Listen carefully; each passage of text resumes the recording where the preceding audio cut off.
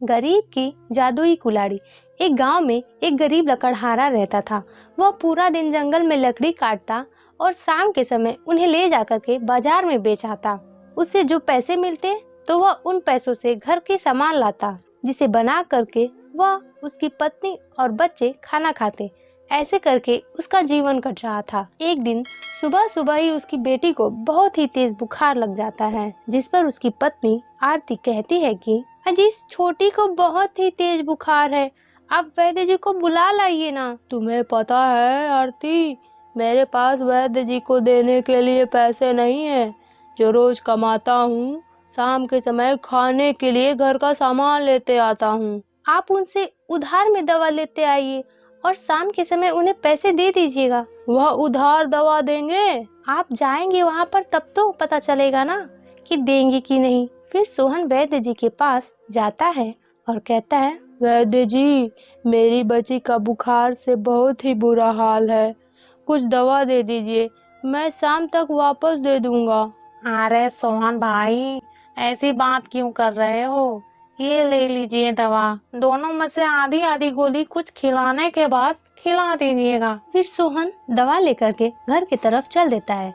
घर जाकर के दवा वह आरती को दे देता है और कहता है, इन सभी दवा में से आधी आधी खिला दो, पर कुछ खिलाने के बाद। जिस पर आरती कहती है, घर में कुछ नहीं है कि बना करके अपनी बच्ची को खिलाऊं। रात की बासी रोटी होगी, एक वही बचा होगा। ठीक है, वही खिला दो। मैं जा रहा हूँ जंगल लकड़ियाँ काटने, ताकि खाने का बंदोबस्त कर सकूं। फिर सोहन चला जाता है। आरती अपनी बेटी को रात की बची हुई बासी रोटी खिला करके दवा खिला देती है और सुला देती है। सोहन जंगल में जा करके खड़ा होकर के यह सोच रहा था कि कौन से पेड़ को काटा जाए। फिर उसे एक पेड़ दिखता है जो नदी के बिल्कुल पास होता है।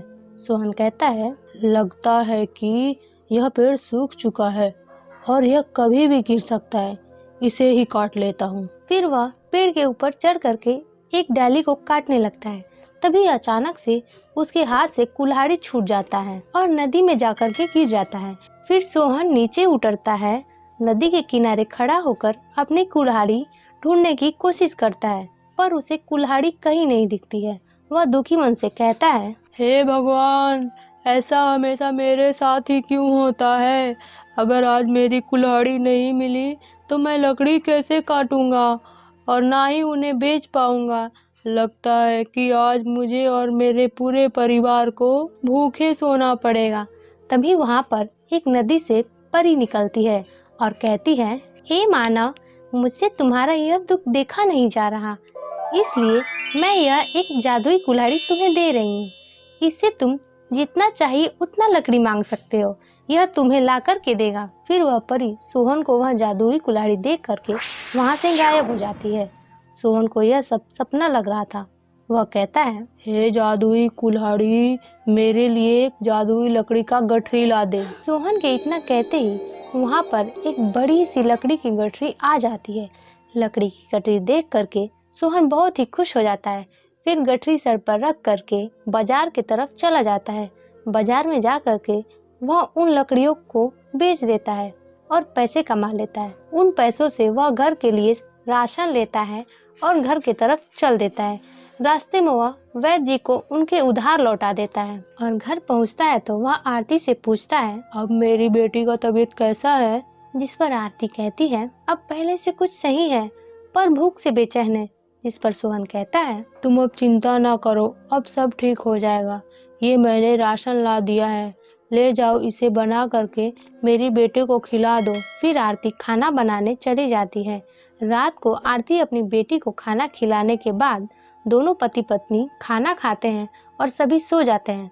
सुबह आरती देखती है कि सोहन अभी तक सो रहा है, जिस पर वह सोहन को उठाते हुए कहती है, अजी कब तक ऐसे सोए रहेंगे? धूप निकल आया है, आज जंगल में नहीं जाना है लकड़ी काटने? जिस पर सोहन कहता है, मुझे अब जंगल जाने की कोई आवश्यकता नहीं है। मैं कुछ समझी नहीं। फिर सोहन आरती को घर के बाहर ले जाता है और कहता है, अब देखो मेरा कमाल। फिर सोहन कुल्हाड़ी से कहता है, हे मेरी जादुई कुल्हाड़ी, मेरे लिए दो बड़ी बड़ी लकड़ी की गठरी ला। इतना कहते ही वहाँ पर दो बड़ी लकड़ी के गठरी आ जाती हैं, जिसे देखकर आरती चौंक जाती है और सोहन से पूछती है कि आपने ये चमत्कार कैसे किया, जिस पर सोहन जंगल में घटी सारी घटनाएं बताता है।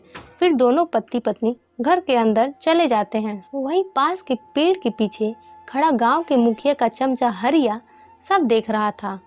वह कहता है, अरे हरी बेटा, यह तो नया खबर मिल गया, यह बात तो मुखिया जी को बतानी पड़ेगी। हाँ। फिर हरिया वहाँ से चला जाता है। वह मुखिया के पास जा करके सारी बातें बताता है, जिस पर मुखिया कहता है, हरिया, अगर तेरी बातें गलत निकली तो मैं तेरी खाल नोच लूंगा। अरे मालिक, अब चलिए तो सही। फिर मुखिया अपने आदमियों के साथ चल देता है। वह लोग जा करके सोहन के घर के पास वाले पेड़ के पीछे छिप जाते हैं। फिर सोहन घर के बाहर आता है और जादुई कुल्हाड़ी से लकड़ी की गठरी मांगता है।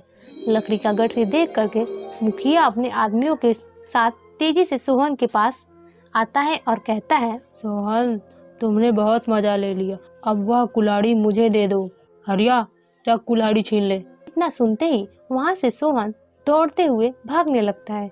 सोहन के पीछे पीछे मुखिया के आदमी भी भागने लगते हैं। सोहन भागते भागते उसी नदी के किनारे आ जाता है। नदी को देख करके वह कुल्हाड़ी को उसी नदी में फेंक देता है।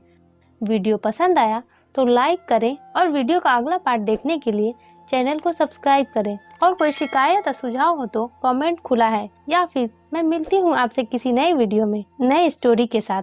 धन्यवाद। गरीब के घर रसगुल्ला। एक गांव में एक सरला नाम की काम वाली बाई रहती थी।